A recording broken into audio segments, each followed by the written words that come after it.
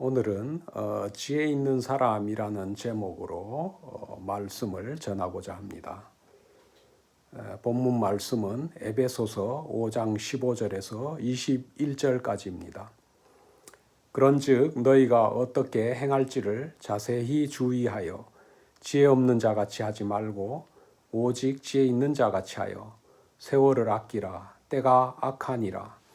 그러므로 어리석은 자가 되지 말고 오직 주의 뜻이 무엇인가 이해하라. 술 취하지 말라. 이는 방탕한 것이니 오직 성령으로 충만함을 받으라. 시와 찬송과 신령한 노래들로 서로 화답하며 너희의 마음으로 주께 노래하며 찬송하며 범사에 우리 주 예수 그리스도의 이름으로 항상 아버지 하나님께 감사하며 그리스도를 경외함으로 피차 복종하라. 아멘. 하나님이 우리들에게 주시는 지혜는 여러 유익이 있지만은 가장 중요한 것은 우리들을 생명의 길로 인도하는 것입니다. 잠언 8장 35절에 지혜를 얻는 자는 생명을 얻고 여호와의 은총을 얻을 것이라 말씀합니다. 하나님의 지혜의 말씀을 믿고 따르는 하나님의 백성들은 언제나 간절한 마음으로 지혜를 갈망하고 말씀을 영의 양식으로 삼아 세상의 풍파를 헤쳐나가게 되는 것입니다. 항공기를 조종하는 조종사는 그가 아무리 많은 비행 경력을 가지고 있다 하더라도 비행 경험에서 터득한 육감을 의지하지 않고 반드시 조종석 앞에 있는 계기판을 지속적으로 주의 깊게 보며 조종하여야 하는 것입니다. 우리의 믿음 생활도 마찬가지입니다. 우리들이 아무리 많은 인생 경험을 쌓고 학문과 지식을 연마하였어도 성경책이라는 그 인생 계기판이 없으면 우리 인생은 길을 잃고 방황하게 됩니다. 그렇기 때문에 세상을 살아가는 우리에게는 그 지혜의 근원이 되시는 하나님의 말씀을 듣고 따르고 또 순종하는 것이 중요합니다.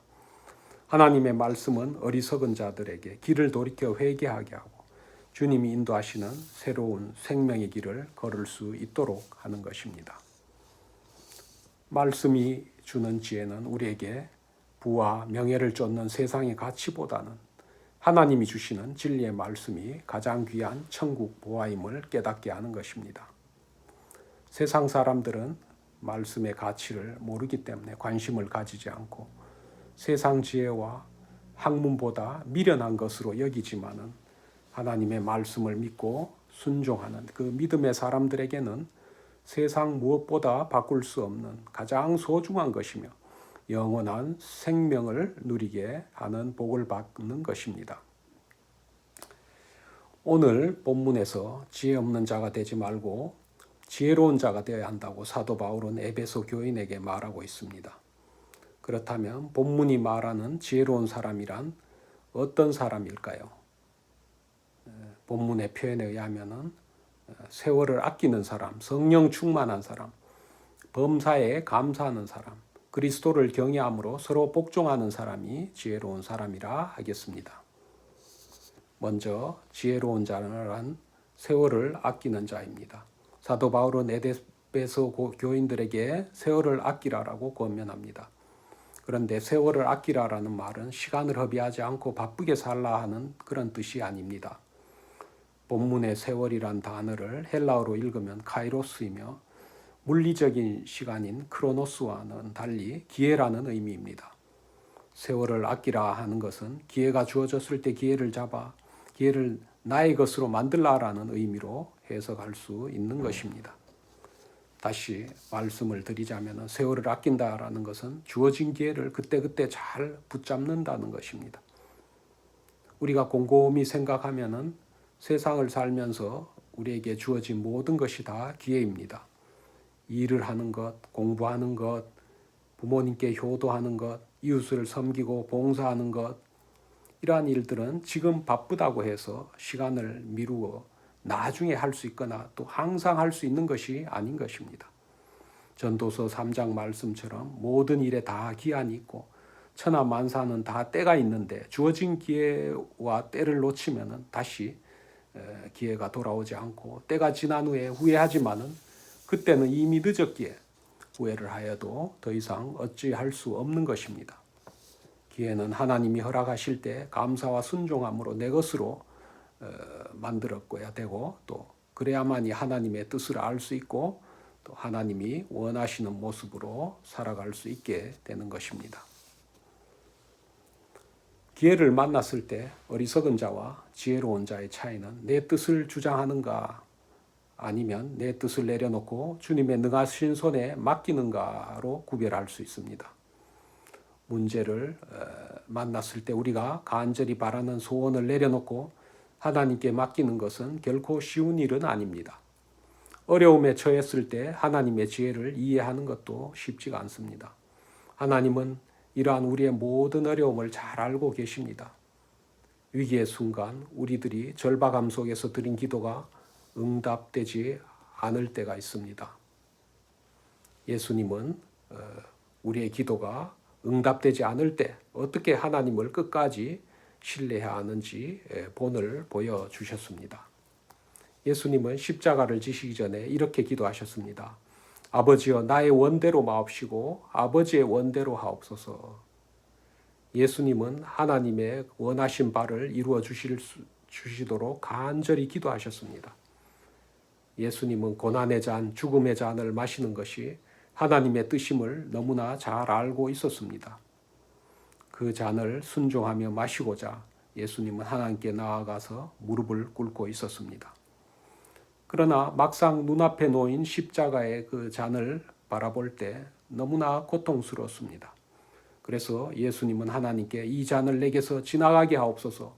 이 잔을 마시지 않고도 구원을 사역을 완성할 방법만 있다면은 내게서 지나가게 하옵소서라고 부르짖기도 하였습니다. 그러나 간절한 기도 끝에 나의 원대로 마옵시고 아버지의 원대로 하옵소서라는 그러한 순종의 고백을 하나님께 하였던 것입니다. 하나님의 뜻을 알지 못하고 사는 인생은 목적지 없이 떠나가는 인생 여행과도 같습니다. 하나님의 뜻을 구하지 않고 내 뜻에 따라 사는 인생은 스스로가 보기에는 지혜 있다라고 생각할 수 있지만은 하나님 보시기에는 심히 어리석은 것입니다. 내가 노력하여 크게 되고 지혜를 많이 얻었고 내가 모든 사람보다 낫다라고 생각하는 것이 바로 내 뜻대로 사는 인생입니다. 내 생각과 내 계획대로 내 인생이 펼쳐지기를 기대하는 것은 바람을 잡으려는 인생과 같습니다. 바람을 잡으려고 우리가 손을 아무리 움켜쥐어도 바람은 잡혀지지 않습니다. 오늘의 양식 2020년 11월 22일자에 소개된 실화를 소개하고자 합니다. 드라이브트루 레스토랑의 종업원인 비키는 자신의 낡은 차가 더 이상 수리할 수 없을 정도로 고장이 나자 중고차를 사기 위해 돈을 모으기 시작했습니다. 비키가 일하는 레스토랑의 단골 고객인 크리스는 어느 날 비키가 차가 필요하다라고 말하는 것을 우연히 듣게 되었습니다. 비키의 단골 고객인 크리스는 마치 자신의 일인 양 비키의 중고차 구입을 염려하고 안타까워했습니다. 크리스는 그녀를 위해서 무엇을 할 수 있을까 계속 생각하기 시작했습니다. 많은 생각 끝에 그는 결단을 내렸습니다. 때마침 자기 아들이 팔려고 내놓은 중고차를 사서 세차를 하고 광을 낸 후에 비키에게 차 열쇠를 건네주었습니다. 비키는 크리스의 호의와 친절에 놀라움을 금할 수가 없었습니다. 그녀는 누가 이렇게 할 수 있을까라고 말하면서 크리스에게 감사의 마음을 전했습니다. 크리스의 아름다운 선행은 디모데전서 6장 18절 말씀, 선을 행하고 선한 사업을 많이 하고 나누어 주기를 좋아하며 너그러운 자가 되게 하라는 그러한 하나님의 뜻을 실천한 것이다라고 할 수 있습니다.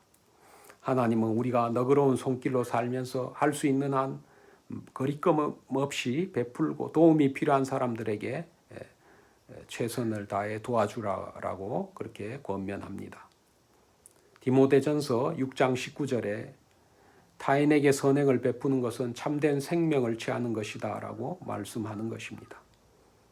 주님의 뜻을 알아야 하나님 생명 가운데 살 수 있으며 내 뜻과 내 욕심대로 사는 삶에서 벗어날 수 있습니다.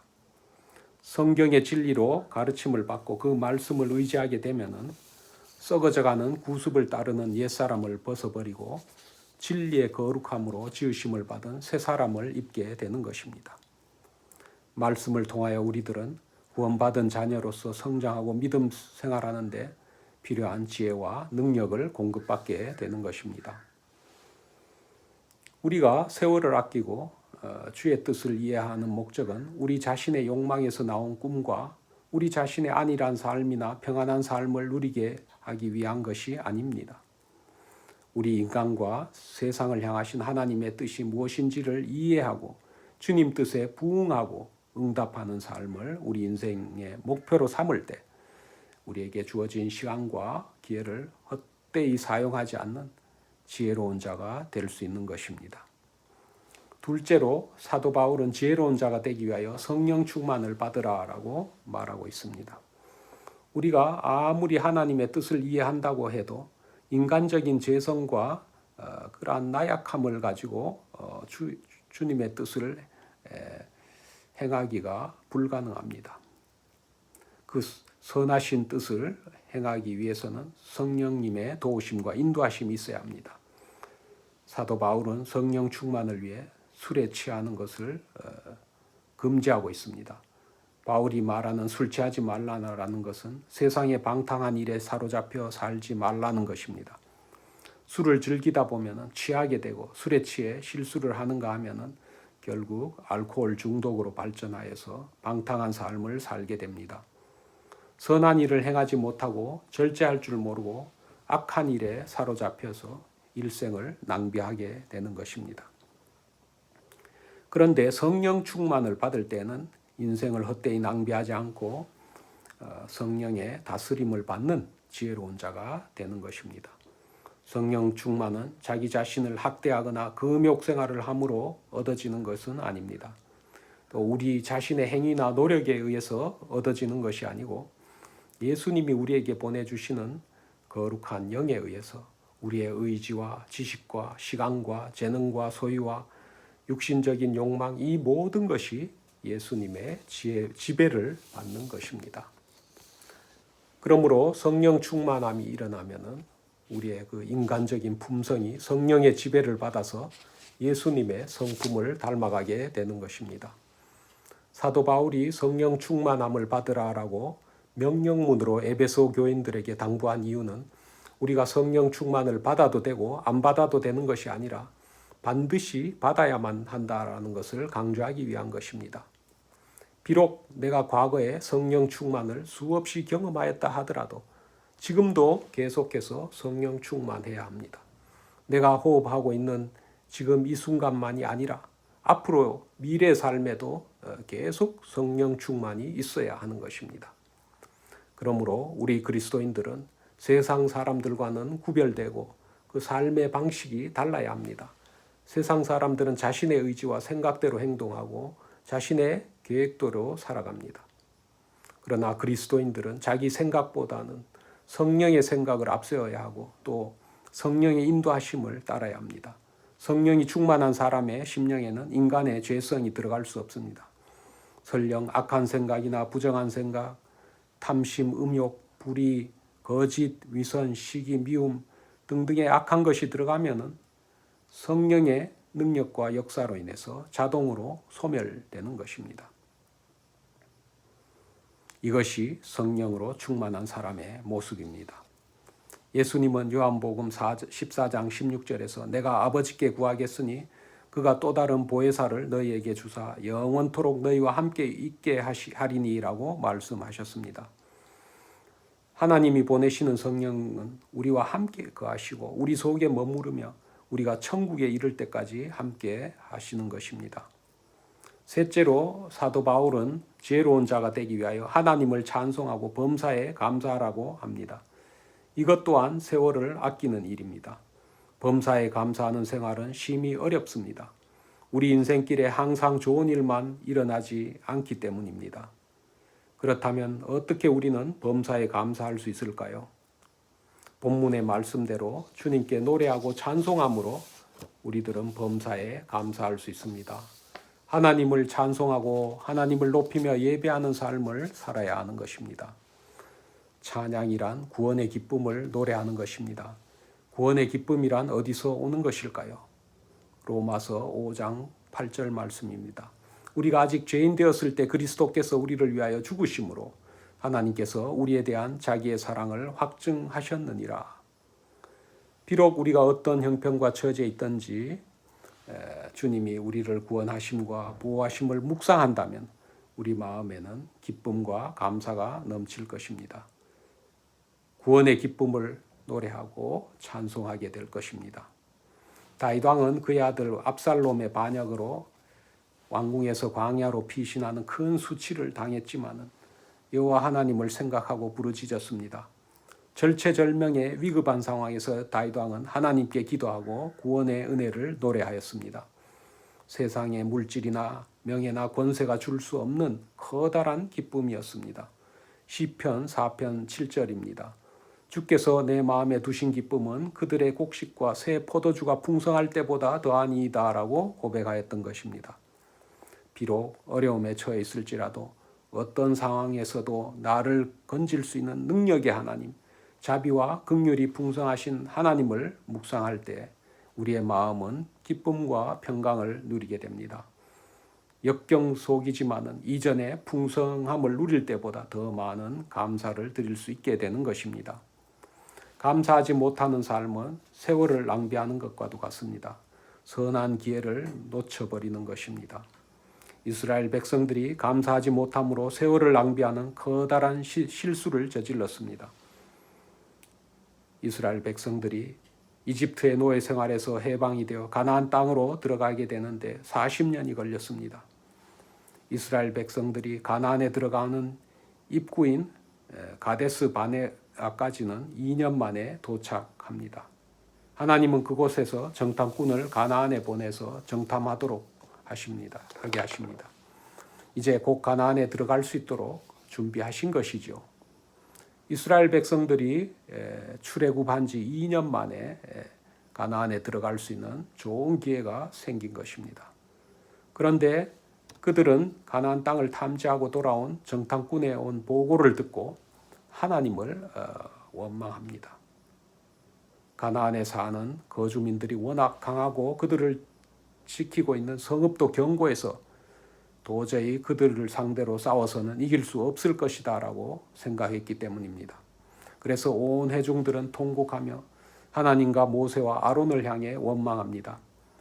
이집트에 죽었거나 이 광야에서 죽었으면 좋았을 것을 하고 말하면서 다시 이집트로 돌아가겠다고 그들의 지휘관까지 뽑아서 세우고 또 난리를 칩니다. 하나님은 이를 보시고 그들에게 40년간의 광야 생활을 하도록 만드십니다. 정탐꾼이 40일간 정탐을 했는데 그 하루를 1년으로 계산해서 40년을 가나안으로 들어가지 못하고 광야에서 방황하도록 하시는 거죠. 이래서 백성들은 40년이라는 긴 세월을 광야에서 방황하면서 훈련을 받게 되는 것입니다.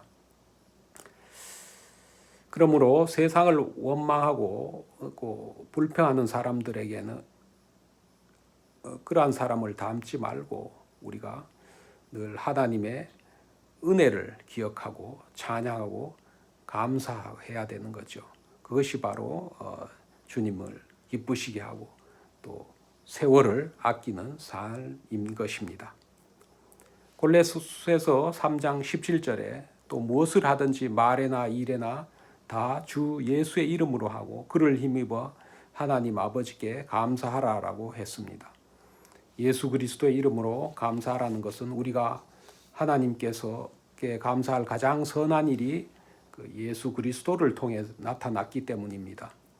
이 땅에서 비록 초라하고 병들고 가난하고 또 어려운 광야의 삶을 산다 할지라도 예수 그리스도를 믿음으로 영원한 생명과 천국을 누릴 수 있게 하셨으니 이 일을 생각할 때 우리가 하나님께 감사하지 않을 수 없는 것입니다.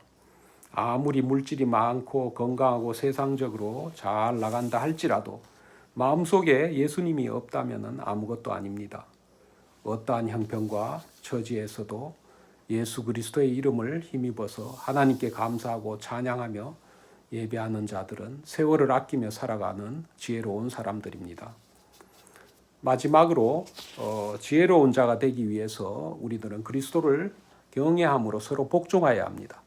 복종하는 마음이 없이는 하나님을 경외할 수 없고 이웃을 섬길 수도 없습니다.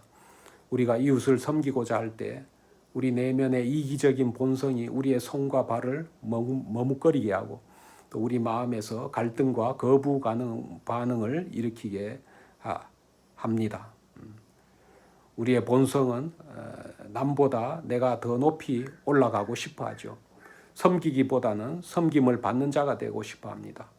남에게 대접을 받고 남을 지배하고 싶은 것이 우리 인간의 본성인 것입니다. 우리는 스스로의 노력으로는 구원받을 수 없는 도저히 어찌할 수 없는 죄인들입니다. 우리의 죄성과 이기심과 연약함을 아시는 하나님은 우리를 구원하시고자 당신의 가장 소중한 아들 독생자 예수를 우리를 위하여 내어주셨습니다. 이것이 바로 하나님이 우리를 섬기고 사랑하시는 방법입니다. 예수님은 모든 인간을 위한 희생제물로 자신을 드리고자 이 땅에 오셨고 우리의 죄를 대속하기 위해서 십자가의 고난을 감당하심으로 우리 각 사람을 섬기셨습니다. 이 땅에 오셔서 모든 권능과 능력을 자신을 위해서는 한 번도 사용하지 않으시고 오직 어려움에 처한 사람들, 육신이 연약한 사람들을 위해서 사용하신 것입니다. 우리들도 나 자신의 문제를 넘어서 다른 사람들을 먼저 생각함으로 사랑과 자비의 예수 그리스도를 본받을 수 있게 되는 것입니다. 빌립보서 2장 말씀을 묵상함으로 예수님의 거룩하신 모습을 다시금 기억하고자 합니다. 왕 중의 왕이신 하나님께서 육신을 입으시고 진정한 겸손의 모습으로 종의 형체를 취하셨습니다. 예수님은 인간의 모습으로 할 수 있는 최고의 희생, 즉 자신의 목숨을 바쳐 우리를 대신해 십자가에 달리셨습니다. 당시 유대의 관습으로 볼 때 나무에 달려 죽는 것은 가장 수치스러운 일이었지만 예수님은 우리를 위해 기꺼이 그 수치를 감당하셨습니다. 예수님은 우리를 위해 자신의 모든 것을 주셨으며 그 결과 모든 사람이 하나님 아버지께 영광을 돌리게 하신 것입니다. 우리들이 진정으로 예수님을 찬양하고 진정으로 예수님을 경외한다면 예수님의 희생을 본받는 자가 되어야 합니다. 우리가 남을 위해서 희생한다는 것은 예수님의 삶의 방식을 따라가는 것입니다. 우리 자신의 이익을 희생하여 어려움에 처한 사람들을 도와주고 그들의 필요를 채워주고 공급하는 것입니다. 다른 사람들에게 사랑과 관심을 보이고 친절과 선행을 베푸는 것이 그리스도인의 의무이자 특권인 것입니다. 우리가 남에게 베풀 수 있는 힘과 능력이 비록 작을지라도 주님께서 함께 하시고 주님이 그것을 사용하실 때 오병이어의 기적이 일어나는 것입니다. 그리스도의 사랑은 나의 작은 섬김을 통하여 나타나고 나의 작은 섬김이 이웃의 삶을 변화시키고 또 우리의 공동체가 변화되는 것입니다. 그러므로 우리들은 예수님을 본받는 삶을 살아야 하는 것입니다. 공동체 생활에서 남을 나보다 낮게 여기는 겸손한 태도를 가져야겠습니다. 타인의 의견과 생각을 존중하고 그리스도의 사랑으로 서로에게 복종할 때 우리는 주님이 주시는 평안을 맛보게 되는 것입니다. 서로가 서로에게 믿음과 신뢰로 그리스도를 경외함으로 복종할 때 우리는 하늘나라를 오늘 이 시간 이 땅에서 경험하게 되는 것입니다. 이제 말씀을 정리하고자 합니다. 세월을 아끼는 지혜로운 삶을 살고자 한다면 우리는 주님의 뜻을 분별하며 살아야 합니다. 세상에서 방황하지 않으려면 무엇이 주님 뜻인지 무엇이 세상의 욕망인지 분별할 수 있어야 합니다. 로마서 12장 2절 말씀입니다. 너희는 이 세대를 본받지 말고 오직 마음을 새롭게 함으로 변화를 받아 하나님의 선하시고 기뻐하시고 온전하신 뜻이 무엇인지 분별하도록 하라. 하나님의 뜻을 분별하기 위해서는 날마다 지혜를 구하며 살아야 합니다. 하나님의 뜻을 발견하고 그 뜻에 따라 행동하려면 내 주장을 버리고 성령님의 인도하심에 맡겨야 합니다. 내 뜻에 따라 생각하고 행동하면서 성령의 도우심과 인도하심이 있었다라고 주장하지 않아야 하겠습니다. 주님께서 내 생각과 마음을 변화시키도록 나 자신을 비우고 내어드릴 때 비로소 우리는 하나님 뜻과 목적을 깨우칠 수 있게 되는 것입니다. 하나님은 우리 마음을 새롭게 하심으로 당신의 뜻을 깨달을 수 있도록 우리를 변화시키는 것입니다. 우리의 마음이 새로워짐을 경험함과 동시에 주님의 뜻에 동의하고 주님 뜻에 따라 결정할 수 있도록 우리를 변화시키고 이끌어 주시는 것입니다. 그러므로 하나님께서 우리의 생각을 새롭게 하심으로 우리를 변화시키는 것은 우리로 하여금 지속적으로 하나님의 뜻을 분별하게 하기 위한 것입니다. 하나님의 뜻이 무엇인지 지속적으로 분별하게 될 때 비로소 우리의 삶은 이 땅에 오신 예수님이 실천하셨던 삶의 방식으로 변화할 수 있을 것입니다. 하나님의 뜻을 분별하는 삶이란 나의 심령이 변화되고 내 삶이 예수님의 방식으로 변화되어 예수님이 행하셨던 삶의 모습을 따라가는 것입니다. 다 같이 기도하시겠습니다. 주님의 사랑과 은혜에 감사드립니다. 날로 혼탁해져가는 세상 속에서 세상을 따라가지 않게 하시고 성령님의 인도하심으로 우리 삶이 날마다 새롭게 변화하게 하여 주시옵소서. 예수님의 사랑과 희생하심을 본받아 우리의 이웃과 형제들을 용서하고 사랑할 수 있게 하시고 우리 삶을 통하여 그리스도의 복음이 증거되게 하옵소서. 우리 주 예수님 이름으로 기도드리옵나이다. 아멘.